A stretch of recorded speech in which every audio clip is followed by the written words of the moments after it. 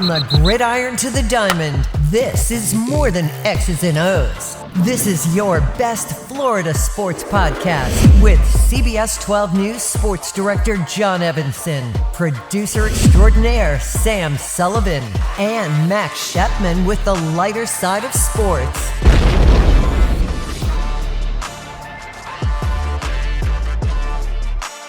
Welcome to episode 12 of the Best Florida Sports Podcast. You are still counting, are you? I am still counting. Thank God he's counting for us. I tend to forget a little bit, but you know, it's our Thanksgiving edition. We've got I wore like a special. Yeah. I know you're very fallish. Yeah, the brown. Some foliage. You look like you're colors. serving us Thanksgiving dinner, or you could be laid out on a picnic bench. I should. You know what? I do. There is a turkey cooking in the oven right now, but I should have had it done earlier. I could have brought it out. We could have. Yeah. Are you a turkey or ham guy? I'm both. Are you kidding? I'm everything. I'm an everything guy. Okay. Sweet potato pie. I don't know how Canadians. I don't know. Or do Canadians It's the do exact. different? Yeah. Well, you know, like lived here for 20 years, so we do like the Thursday. But it's Thanksgiving is the exact same thing in Canada, except it's like a month earlier. Yeah, it's always fun because like you'd see like Tony Kornheiser right around not around the horn on PTI, just like Yeah. Happy Thanksgiving, Right. Canada. Yeah, Like, early we're October. not even close to us. we're I'm not. like, whatever. It's on a Sunday, earlier harvest, but Something we there's- are getting close to, though, is a Dolphins 6-6 record. Right. Well, hey, history you know lesson we is got done. we got to bust it open, right? We got to play it. Let's play it. Oh, Let's I play forgot it. about this. I thought you were going to play the Canadian national anthem at first. Oh, we'll do that. How about to wrap the show? No, this is good. Let's soak it in. How many times did you and I hear this at the stadium? A lot. I thought of you every time. There it is. I had some Hard Rock beers. You did not. No, but I could tell that you were having those beers because you were texting me some crazy stuff during that game, Max. Just for context about the texting and everything. Right. It wasn't like I was like trying to like slide into John Evanson's DMs. It was more of like a Dolphins offense are ready for the Super Bowl. Right. I wish I don't have my phone right here, but Max actually texted me during the game, and I knew he had gotten into the sauce a little bit. Couple beverages being Are we drank. talking Super Bowl here for the Dolphins? This team is playing like a Super Bowl team. It's a high right now. And I said, slow down, bro. It's not halftime yet. How many beers in were you at halftime? A lot. but to be fair, though, it wasn't all Hard Rock beers. You know, you had the classic tailgate. So Yeah, you got to include those too. right. We got to the stadium about 11 o'clock-ish, 10:30, 11 o'clock-ish. And how was the tailgating? Early. Let's get it. Good. Boots on the ground. Very good time. Very Yeah. good time. A lot of Dolphins fans fired up. They know they were going to win. The Patriots are absolute trash. So I feel like it was a good tailgate overall. Does for he Dolphins know fans. how many New England Patriot fans there are? I live down here. I Southern- know. you- I think he knows. Listen, can Do we not be give out honest? Max's After that address, game, I man. think every New England fan was like, man, we're trash. Well, Yeah. that leads me to just say, that 3 straight they've won, the Dolphins have, but the Rams, the Raiders, the Patriots, I think we said this, a few weeks ago, and I talked about this with Chris Perkins. These are games that they absolutely had to win. And if they didn't win, they had no business even bringing up the word playoffs. But now, this Packers game, literally a must-win, Sam. It is, and it's an important one for them. Of course, it brings them to 500, but this is against, like you mentioned, it's a legitimate opponent this time around. The Rams were really the only ones where you thought, this is a tough game. This team they start off slow the past 2 seasons. They could easily make the playoffs, but this is their biggest test so far. Oh, Max, it's all the things. And even Mike McDaniel, head coach McDaniel, he said it in the press conference right after the game. It's the stigma. Cold games. Big time games. And he didn't even say prime time games because the Dolphins don't have a great record in prime time games in the Mike McDaniel era. Also, either. So not that's- big fans of being on the road. Heck yeah. And this is on, what happened? One of the lights went off One of back the there. lights went off. Uh-oh, technical malfunction. Does that ruin the whole shot, or should we keep going? Nah, we'll keep going. We'll keep going. Yeah. You're Listen, I feel like that defines the show. We just overcome and adapt, right? Yes. After all the weeks of doing the show, Yeah. how many times have we overcame and adapted? Is that a bad sign that we were talking about being the Packers and the lights Does went that out? mean the lights went out for the Dolphins playoffs chances? No, with this it game? might go They out at will the if they don't stadium. win. Oh, that's fair. Circa Ravens 49ers Super Bowl lights might go out, but this is a big one. I mean, this is a big one, and they have a legitimate opportunity to win this game. I mean, we'll get into that later on, but they have a real good chance here. Max, do you think that, so what we've seen from this offense over the past 3 games, beautiful scene. The running game hasn't been as good, but just these short passes, this perfect, different-looking playbook, Jonnu, Devon Achane, everything we've seen from Tua. Do you feel like, and great defense too, do you feel like this complementary football will continue at Lambeau Field? I think so, because I think like because we had talked about this, like Mike McDaniel has to adjust the play calling, right? Obviously with the Tua situation. And I think like the definition of a good coach is being able to adapt on the fly and being sure it's not the Tua of old just chucking 80-yard passes down the field, but being able to get the ball out of Tua's hands, not only for the offense's sake, but his sake as well, because we all know the deep passes take a long time to develop. Yes. And I kind of feel like the short passing game is kind of like in addition to the run game almost. You know, if you can't really get the run game going, you know, a couple slants here and there, 5, 6, 7-yard passes, I feel like that's equally just as good enough as establishing the run game. Is that the game plan, though, for the Packers, do you think, Sam, to kind of like nix the run game and try to take the Dolphins out of their, you know, that offensive vibe they've been in over the past? I think that can honestly hurt them if they try to take them out of this short pass game and the run game. I think it's going to hurt them because Jair Alexander, you know, their star cornerback for the Packers, still hurt. We don't really know if he's going to come back this week. It's pretty unlikely. They have 2 young safeties. So if they shut that down, and then we talked about what Tua can do, launch the ball downfield, if they let that open up, I mean, it could be a real issue for the Packers. It's a brilliant playbook, adjustment that McDaniel has made here because now you don't know what to do with it. You know, if you start, it could go either way with Tua. He's shown he can do, like for the past 3 years, he can go deep, but he's also just like a surgeon over the past few games. Well, a couple things that I noticed, and of course I found a stat here as well. One thing that I'm very impressed is the Dolphins' ability to use the middle of the field. Obviously, with the Jonnu Smith blow up that he's having, that opens up so many more opportunities for Jalen Waddle and Tyreek on the outside. If you're taking the linebackers to shove them up close to the line of scrimmage to get to Jonnu Smith, it opens up possibilities. What a weapon he has become. Obviously, like with offense, the play action has been insane. This past week against the Patriots, 93.7% of their plays were out play action this year, or this game. And 2 of 1, 27 for 37, 268, and those 4 touchdowns. You guys have convinced me this is all going to go so well in Green Bay. They're a changed team. We bring hope. Being sort of tongue-in-cheek. What about Jalen? You mentioned Jalen Waddle. Finally, the guy comes out of his shell. 8 receptions, 144 yards, I think, that touchdown. But no penguin dance. No. I was pissed. You saw it on the Twitter feed. While it did not happen on the field, I can't confirm that I did it in the stands. So I was going to say Stephen Ross, but it. Stephen Ross and Max Shepman, the 2 most important people in that stadium. Imagine us 2 being side by side on the CBS feed. How great would that have been? Amazing. So Waddle said after the game, though, someone asked him about it, if I heard it right. I didn't hear the question, but I heard the answer. And he basically said that people come up to him all the time. So, could you do the penguin? He's like, did you retire the penguin dance? He's like, I wouldn't say it's permanently retired, but you could tell he's just a little bit sick of it being like his identity or whatever. Right. So he purposely but the chop, you were giving me the wrap up this segment sign, but I'm going to give you the chop sign first because Chop Robinson, another sack, I think 3 in the past 4 games. 3.5 in 4 games, yeah. 3.5 in 4 games, and the entire team. How great is a rookie? Did that feel for him to run back to the end zone and have all of his unit follow him and just he didn't get the flag this time. Remember last time he did it, he took a little bit too long on the celebration, so he got the delay game flag. Yeah. So, again, we've talked about this past couple weeks. Chop is really coming into his own. Again, another stat. You know I love good stats. Yes. 30.8% pressure rate against the Patriots. Pressure rate. 5th highest in the NFL this year. Wow. And the best part about it, before we get to Chris Perkins, is the chopping of the wood. That is literally the mantra for the team. Like you keep hearing Mike McDaniel say, keep chopping wood, and all the players always bring it up. Like, you just got to keep chopping wood. We got to keep chopping wood. Chop Robinson is literally. He started the fire, dude. Not only has he chopped the wood, he has started the fire. We didn't start the fire.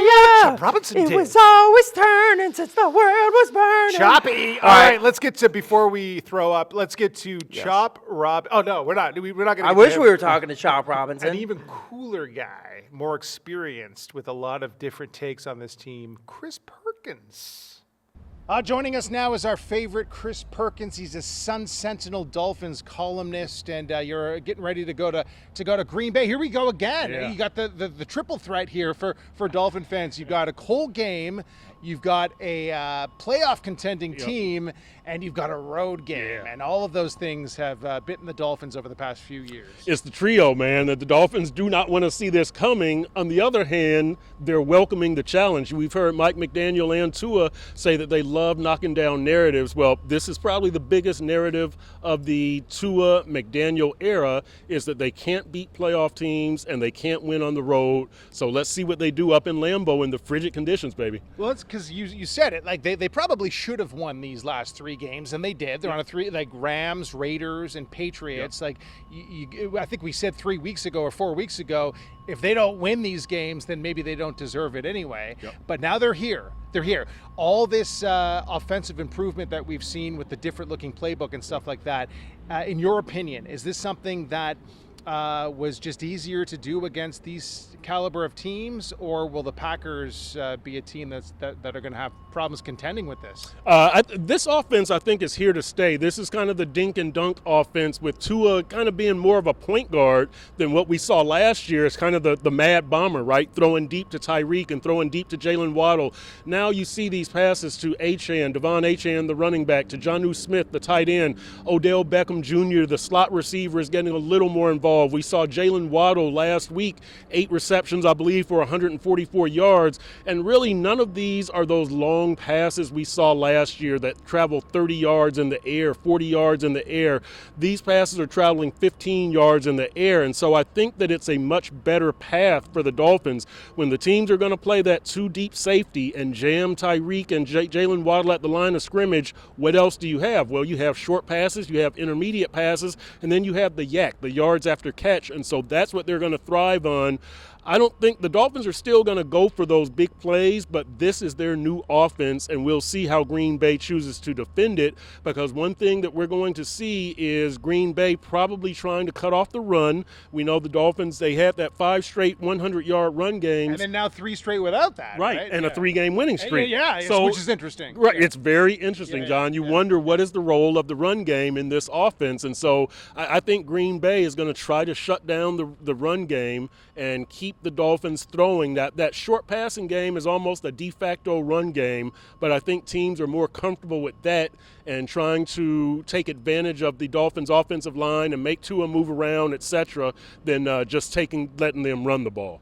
How huge of a rebound, if you will, has head coach Mike McDaniel had over the past few weeks? Like, not only, recrafting his playbook, getting rid of some of the stubborn things, maybe a little bit too late, but we're seeing a new look offense, but also with the news coming out that, in his words, he had an adult temper tantrum when they tried to trade Calais Campbell, which is understandable. I mean, do you think that there's a disconnect between him and Greer, the GM, or do you think it's just what he says? They work as a team and they work off each other. I think they do work as a team. Mike McDaniel's stock is soaring, right? Because of this change that he made offensively, that I didn't think that he had the patience or the discipline to go away from what made him famous, what made Tyreek famous, what made Jalen Waddle, Tua. I mean, they all got the contract extensions because of these deep passes, and now he's gone away from that. And so that's points for Mike McDaniel. And then more points is what you say, the Calais Campbell thing, that, I know that there's more layers to this story, but basically Chris Greer had heard some trade offers for Calais Campbell. The Dolphins are 2-6, and so you're thinking maybe they're, out of the playoff picture, and so maybe we can get a 5th-round pick for him. That's what Chris Greer is thinking, and apparently he takes the idea to Mike McDaniel, and Mike McDaniel throws his adult temper tantrum and says, no way you're taking Calais. Yeah. Calais Campbell is not only a candidate for defensive MVP of this team, he is a candidate for most valuable player all around, because his leadership in the locker room and what he says. His words have meaning. Here's a guy who's a future Hall of Famer. Like, he entered this season with, I believe, 105.5 sacks. Usually 100 sacks is kind of that threshold for the Hall of Fame. So this is a guy whose value goes to a few levels: on-field, off-field, character, hard work, all that kind of stuff. And then Teron Armstead on the other side. Yeah. I mean, those two being healthy Yep. are a big reason maybe why this team has been mature enough to get back to where they are. Thank you Yep. so much. Really appreciate it, Chris Anytime. Perkins. Have fun in I guess not snowy, but Cold. bring some layers. Yes, I'm taking layers, baby, but Lambo, you got to be fired up about that. We'll watch you and envy you from home.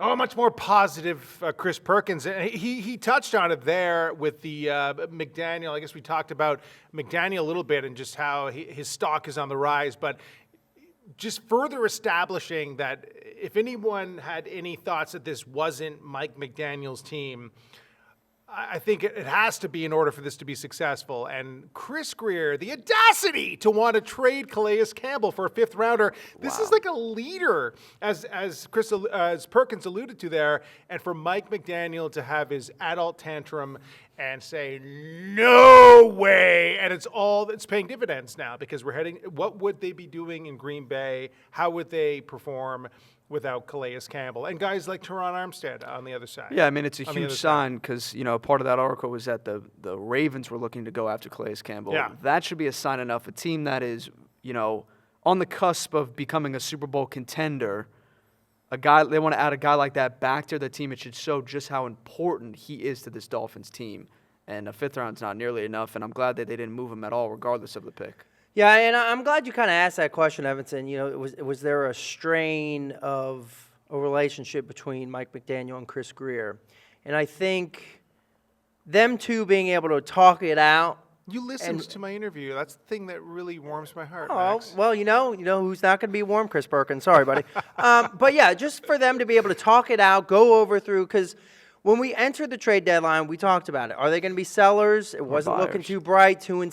Seems like just yesterday we were having this Right. discussion. Yeah. Would you have really blamed Chris Greer if he did make that deal, if the Dolphins were not playing as well as they are right now? Who knows? But again, I think that shows the trust between those two top men in the organization, that they have a vision of what this team needs to be, and that's how you build successful franchises. Yes, this season has gone off the rails a little bit, but you have the confidence in your guys to know that you want to keep them around, their value of the team, and that's how you continue to be a successful team. I wish we could go back and play. Also, as a the Steelers tape. fan, I'm so glad Calais Campbell's staying in the AFC. Oh, that's the real reason. Yeah. I wish we could go back now and just play me going, they can't do it. They can't make any moves. There's no way. You just can't do it. You guys. Yeah. You remember I said that? I do remember. Those proud were of the you. good old days. You know what? You got that more correct than your score predictions. So any of my score predictions. So the other thing Calais Campbell does, there's a maturity on the team that maybe I'll ask Max as one of the more immature guys. That's I fair. know. Oh no, the maturity of him and I mentioned Armstead. They are leaders who I think have had a big influence in getting the team to not be, pulling off so many penalties. Like that was a big problem at the beginning of the season. They were being flagged. They just didn't have it together. Something was off. The discipline wasn't there. And that has been huge as of late, that their penalties are way down. And that's another thing that you can't see in Green Bay or when they play, teams like Houston later on. Those type of You got to play. You got to penalties- play clean football. Absolutely, especially the Dolphins. They can't. Nothing can burn them along the road here because they have to be almost perfect if they want to make a playoff spot. They put themselves in that position. No, but again, that signifies the value of guys like Calais Campbell, Teron Armstead, guys who have been around the league to know, like, hey, if we're going to try to make this magical run to the playoffs, we need our best ball game every week we go out. Mm-hmm. And how many times have we seen drive killers start off with a holding penalty or offsides or whatever that just kills a drive? And who knows? Maybe that's the game-winning score of the game. Who knows? Yeah. Right. So the fact that they have also cleaned that up, big time. What's your take on penalties? Are you for them or against them, Sam? Yeah, if you could draw a penalty on the other team, I'm for them. There you but go, there you go. nonetheless, I am against them. All right, hot take. Hot take. Hey, you know we love good hot takes. Hey, you know who also is a mature guy. We've already brought Jonnu Smith. Jonnu. He's a guy, and we were already talking about just him. He's almost like him being where he is, right up the middle, is just as lethal as Tyreek Hill and Jalen Waddle being out there, just because he's in the head of the defense, Yes. right? And I got to catch up with him in the locker room. He spoke, first of all, with reporters. A lot of people wanted to hear from him because of Tyreek, his legal matter. Ticket citations. Yeah, dismissed. give us the latest on that, Sam. Yeah, so his ticket citations, what happened, before week 1 of the season, the big It was talk like of the Miami reckless Dolphins. driving and Reckless driving without a driving, seatbelt, but of yes. the infamous body cam footage that Right, everyone saw of that- him being detained. That went everywhere. All of that dismissed. So, of course, get to turn the page on that, move forward with the team. Of course, Jonnu Smith was there. Calais Campbell was also detained at the time, and it's all been wiped away. So Jonnu was there on the scene, so he spoke to reporters about that. But I got to speak to him after about a little bit of football and just how well he's been playing as of late. Jonnu, I know you guys have to be hyper-focused in this game, but is there something special about playing on Thanksgiving Day that kind of comes out in your motivation? Yeah, absolutely, man. I mean, as a kid, that's something that you always, dreamed of. Growing up, eating on Thanksgiving Day, watching, some of the best games come on, and you eating some turkey while it's going on. You know what I mean? So to be a part of it, to be on the entertaining side of it, you know what I mean? That's a cool deal right there.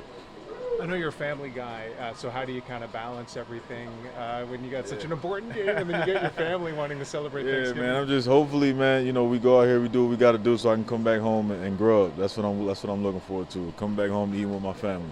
Can you put it into words? I mean, this is the best football. Looks like the most fun you've had in your career.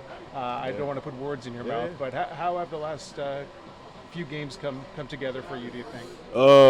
Man, things, I'm just trying to continue to put the work in, continue to just believe and trust in the abilities I've been blessed with, continue to help this team the best way I can, continue to strive for greatness.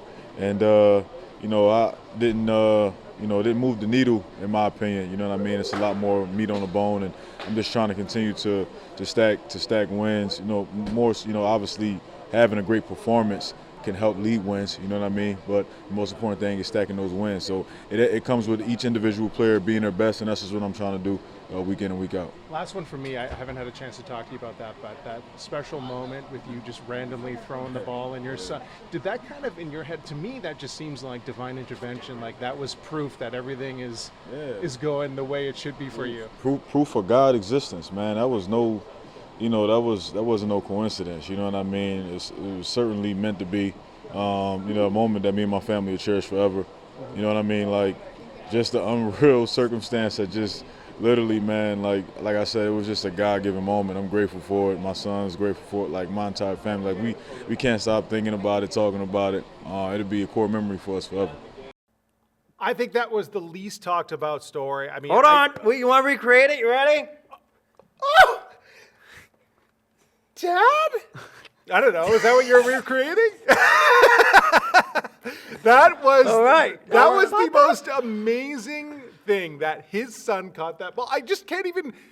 The chances. It just, Divine intervention. It just goes to show, like, everything's going right for that guy, man. It is. And everything's going right for Tua Tagovailoa. I mean, as of late, That was so stupid. This three-game Hey, win listen, streak. why not, dude? This 3-game win streak that they're on, his TD to interception ratio is 8-1. I mean, he's been on fire. Of course, on Sunday, 29 of 40, which is clean, 317 yards, 4 touchdowns. I mean, he's only making his value.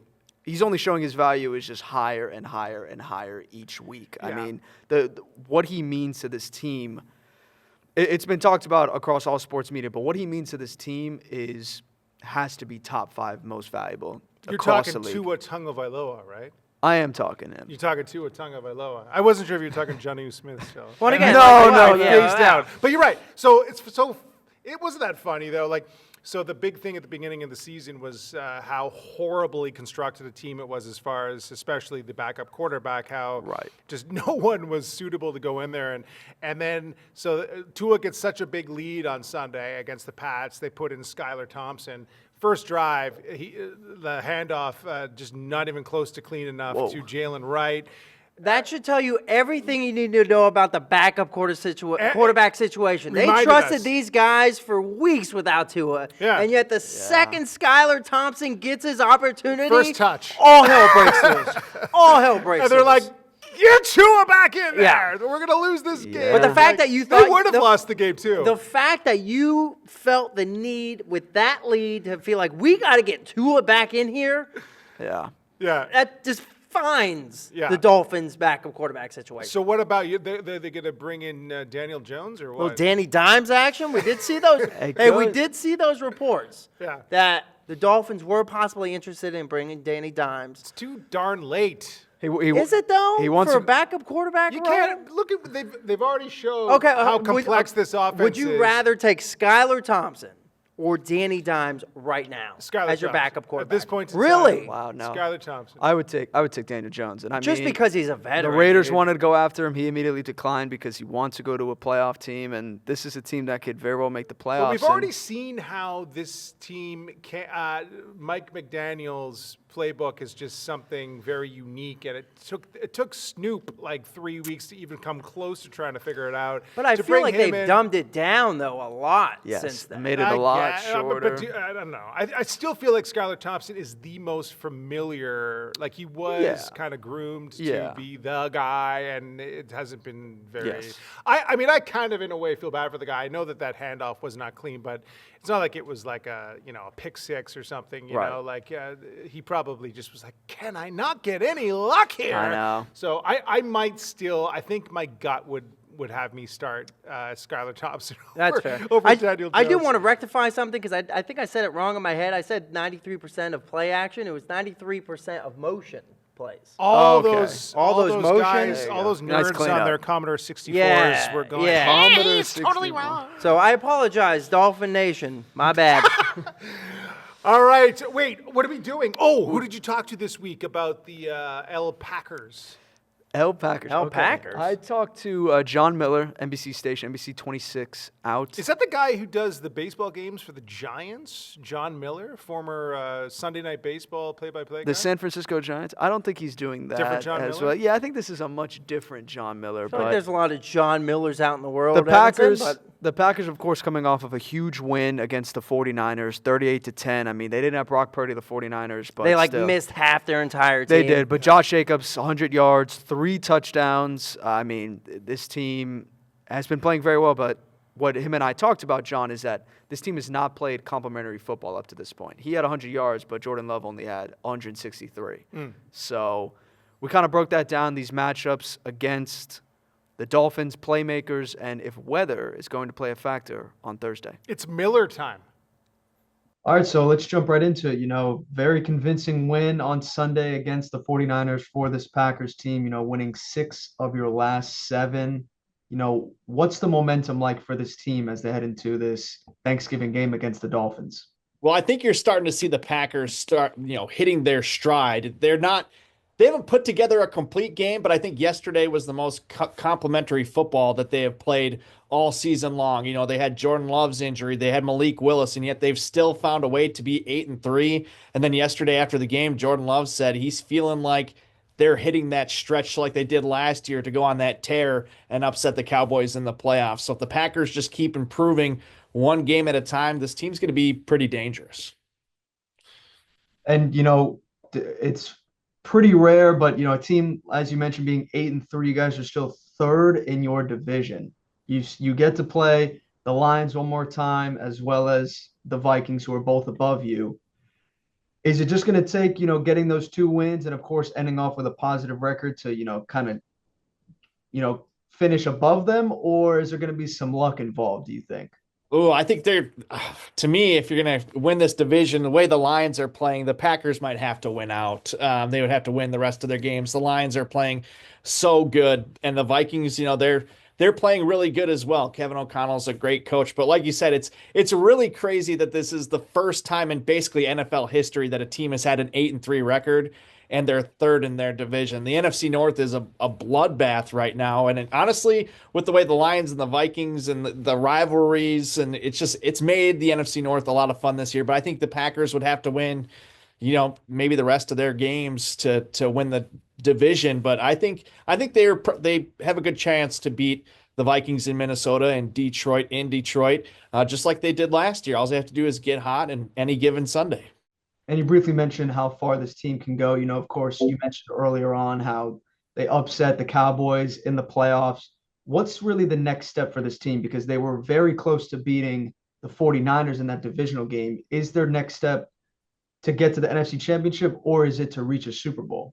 I think the Packers, they want to reach the Super Bowl. I think they can win the Super Bowl. Josh Jacobs has said, he came here to win. McKinney said he came here to win. Both those guys are playing some of the best football in their careers, especially like Josh Jacobs has the most rushing yards through 11 games since Amon Green in 2003, which I thought was a crazy stat because Jones is a great back. Ryan Grant was a great running back here. So in order to go on that great run, I think they need to just get the passing game going just a little more, and I think it's going to happen because Jordan Love, we've seen him put it all together. Will he have the number one ranked through that stretch like he did through the last 8 or 9 games last year? I don't know if he'll reach that level again. That was insane, but he has that in him, and it'll be exciting to see if he can really take this team to that next level and put them in the upper echelon in the NFL because they absolutely can. They can be there. They're a great team. And switching gears, to the matchup here on Thanksgiving against the Miami Dolphins, who have really been able to, string along. That's 3 straight that they've gotten. Tua coming back off from injury has only progressed as the weeks have gone on, now finally getting Jalen Waddle involved. What are you looking for in this matchup against Miami? I think it's stopping the Miami passing game. I know Tyreek Hill is hurt, and I know Jalen Waddle hasn't got going, but Jalen Waddle's an elite talent, and the Packers are missing Jair Alexander. Nobody knows how long he's going to be out. The Packers safety play has been really good. They got rookie Evan Williams. They got Javon Bullard, who plays slot and safety as well. And then they have McKinney. But it's going to come down to how good those other cornerbacks, Valentine, as well as Eric Stokes and those other guys step up because Tua is elite right now since he's come back. I mean, he's 11 touchdowns, 1 interception. He's getting the ball to Devon Achane. I mean, it's a phenomenal offense, and it'll be an exciting matchup. But I think it all comes down to that Packers pass defense. Otherwise, this is going to be a shootout, and it's made the best. Whoever doesn't make a mistake is going to win. And that with the Packers offense, that Josh Jacobs is going to find a way to have a big performance against any team. But past that, what offensive playmaker do you think needs to have a big game for the Packers to, secure another win? Hold on a second. Oh, I'm sorry. Oh, you're good. Go ahead. Oh. That's my fault. I forgot you were doing this. Yeah, no, I'll come right back out there. Could you repeat that if you don't mind? Yeah, for sure.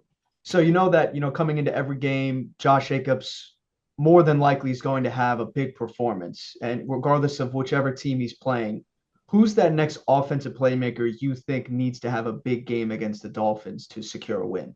Man, it looks like Romeo Doubs is probably going to be out with the concussion he suffered yesterday. That didn't really look too good. So on a short week, I don't think there's any chance he plays on Thursday. If he does, it's wild. But I think the best part about the Packers offense is that they don't need one guy to step up. It's whoever is on the field and whoever. It could be anybody. It could be Bo Melton. It could be Christian Watson. It could be Jaden Reed. It could be Tucker Kraft. It could be any of their wide receivers. And that's the best part is because teams can't game plan for all of them and focus on all of them. And we saw that with big games by Tay Wicks last year.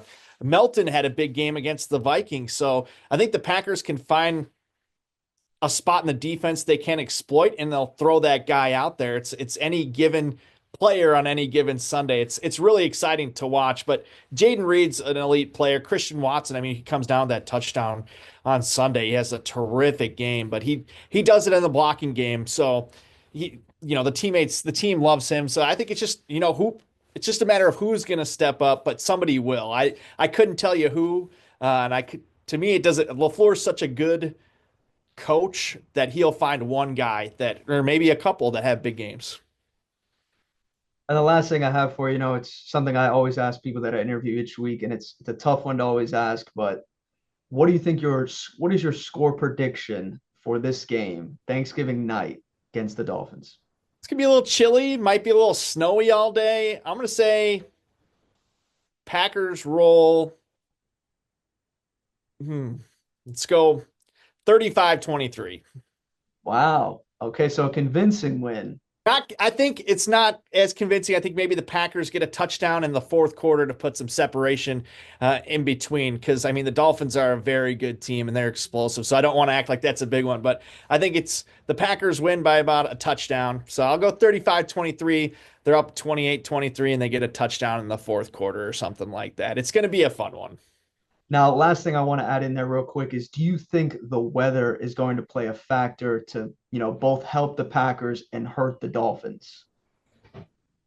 No, I think the Lambeau mystique has kind of been shown that it doesn't work. It's not what it used to be in the Packers' favor. Teams have come here and they've beat them in the snow. I mean, 2 years ago, the Packers had to win at Lambeau Field against the Lions. Aaron Rodgers, Week 18, snowing, freezing out, football weather here at Lambeau Field, and they couldn't get it done. Last year they did, but over the past, I don't know, 5 or 6 years, it really seems like that Lambeau mystique hasn't been in their favor. So no, I think any given team on any given day can come in and win, especially with a great coach like Mike McDaniel. All right, so your prediction that the Packers are going to have the turkey legs at the end of the game, get a nice convincing win, and keep on pushing. All right. Yeah, let's see if they give Jordan Love his turkey leg last year. This he gave it to him last year. That was a big talk. Yeah, right. That was good. All right, well, hey, John, that's all I got. I really appreciate you taking the time to do this, and best of luck this Thursday. Yeah, enjoy the game. I don't know if you're coming up here, but enjoy the game either way, and happy Thanksgiving. Happy Thanksgiving. I appreciate it. Take care. No problem. Have a great day. You too. Bye-bye. Well, I'm bringing this back, so you know what that means, Evanson. Miller time? No, No, I we wish can it talk was Miller Miller time. time. Wish it was Miller time. Okay, what is it? I had a couple. Oh, game time. Game time. Do you know what show that's from? Nope. You don't know that song? The Price is Right, dude. You work for CBS affiliate. Oh my God. Price is Right. Most famous. I'm too busy focused on the news. All right. What? Don't worry I about take- it. And I the take- Dolphins. We should do a game with all game show theme songs. I like that. I like that. Maybe we could lose. do that during the off season. Okay. Just nothing but games. Yeah. All right, here we go. Okay. I like to. Here's some trivia. This is some trivia for you to start us off before we Whoa. get into the real Okay. game. Right. All All right. Did you know that the Packers are not named after packing cheese? Did I know that? Is this a trick question? Yeah. No, That wasn't not even a trick question. I know. I kind of messed up that delivery. Yeah, no, but I wouldn't have thought that anyways. Okay. Yeah. All Isn't right. it about the cheeseheads? packing snow? Packing Close, snow. close. So real quick, Curly Lambeau, obviously we know the legendary Packers owner. Right. Worked at the Indian Packing Company, which was a canned meat processing center. I guess he had convinced his employer to donate money for the uniforms in exchange for the Packer name. Ooh. So Interesting. Packers is literally the profession of. It's a profession. Right. It has I'm a nothing to do with Packer. cheese. All right. Nothing to do with cheese. Well, speaking of cheese, do you know why they're called cheeseheads? Oh, Wisconsin's the most famous place for cheese in the world. Cheese production. Alec That's Ingold right. told us. Yeah, yeah. All right. So, Oh, Matt- let's see, little experience right there. Right, he's from Green Bay. We didn't even talk about it. It's pretty cool. It's his hometown. He used to play Turkey Bowl games right in the neighborhood there, right near Lambeau Field. And he said the most famous dish on Thanksgiving in Green Bay. We started talking about Canadian Thanksgiving dishes, but you could add poutine to the mix there if you want. But mac and cheese in Green Bay. All right. So, All right. yeah, he Five says you gotta have cheese mac and cheese. Oh, yeah. Oh, it's probably All so right. great. Oh, yeah. All right, last trivia thing. Okay. Not trivia, but did you know that cheesehead was actually a derogatory term to mock Wisconsinites at first? So if you called somebody a cheesehead back in the day, that was no bueno. I can see it. But now Packers the city fans own it. and They've Packers fans have embraced it. Yeah. So it's good to know. I love that. Little Packer Nice. trivia there for you. I like All right, that. we're going to jump into the game now. All right. Okay. Ready? Yep. The game name is Say Cheese. So that was not the game. No. That was a little Bonus. in Yeah. depth Get for to know. our Get to know listeners ya. out there. Yeah. So Say Cheese All right. is the name of the game. I'm like going to give it. you 4 different cheese names. Okay. You got to tell me if they're real or fake. Oh, I'll be good at this. All right. Can I start? Or do we have to? No, we'll go bounce back and Okay, forth. okay, So, okay, the first one. You ready? Yep. Yeah. Barely Buzzed. Is that a real cheese name or a fake cheese name? I'm going fake. I think it's real. It's based on how it is cut. Caught? Cut. Oh, cut. The way the cheese is cut. Wow. Yeah, caught. I didn't know you could When you catch the cow, maybe. Right. When you cut the cheese, All right. there's a certain way that the Yes. cheese is cut. All right. Well, round 1 to Evanson. It is a real cheese. It is from Utah. It is a mixture of coffee and lavender. I smell your coffee. Hey-o. And That's the it has lavender is my cologne. the taste of butterscotch. Wow. So there you go. All right. So shout out Utah. No one did a Beavis and Butthead laugh when I said cut the cheese? No. Now we're too. Hey, we talked about maturity. We're mature. Okay. Oh God. All right. This game's already gone off the rails. All right. Here we go. Number 2, the Pongy Wongy. Fake. I'm going fake again. All right. You guys are both correct. That is not a real cheese. Pongy Wongy. Congratulations. Did you come up You, with that? you did good with that name. Pongy Wongy? Pongy Wongy? Yeah, you Yeah, did. yeah. You just made it up? I you know me. I just like to come up with crazy Max things. is weird. Yeah, that's true. All right, here we go. Number 3, the Dirt Lover. Real or fake? Real. I could picture it being kind of a cheese with some like Like grass fed or something, yeah, dirt. something sandy and weird in it. I'm going to go 3 in a row. I'm going to go fake. Fake. Another win to John Evenson. Woo! I know my cheeses, eh? Oh, so he's fancy. Got it. Yes, this cheese is from Missouri. It's made out of sheep's milk, and it reveals a black border of ash underneath the white rind of the cheese. Look at me. I was even right in my description. Okay. All right. So, all right, last one. Yep. The Mozzarella. Real. Wow. All right. The Timber Doodle. Real. I'm going real. The timber. The Timber Doodle. Got to do something with wood. I'm going to go real. That's fake as fake can be, dude. That is not what I thought he was going to say. So yeah, I got scared. As the young kids, as the young people listening to this podcast or watching this podcast, Flag on the be play. real. You did not think that second F word was going to be Go fake. rewind that is one. Yes. Fake as fake could be. Oh, boy. Right? All right, here we right? go. Sam is correct in this one. It is a real cheese. It is from Vermont. Okay. Fun fact about this cheese, in the winter months, it is made from 100% cow milk. In the summer months, it is made 100% sheep's milk. Wow. I have a. So there I you have go. one for you guys. Okay. All right. To add to the list. Velveeta. I think I actually just had that 2 days ago because I was lazy. Coming back from the Dolphins game, actually, I was like, man, I think I got one of those like little cups in there. Why do I feel like that's what you serve on Thanksgiving is Velveeta mac and cheese? Oh, are you don't do one of those that like does that Kraft and mac and not the cheese.